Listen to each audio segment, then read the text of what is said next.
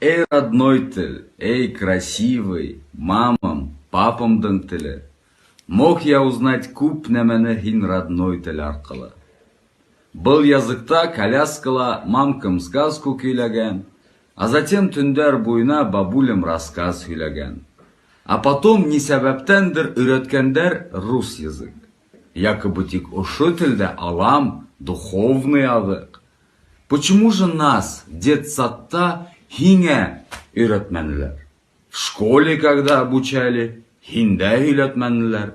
Говорят, һин мамай теле, кәрәк түгелһең нигде.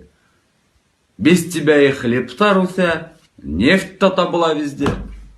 Вузга поступать иткәндә, говорят, һин кәрәкмәй.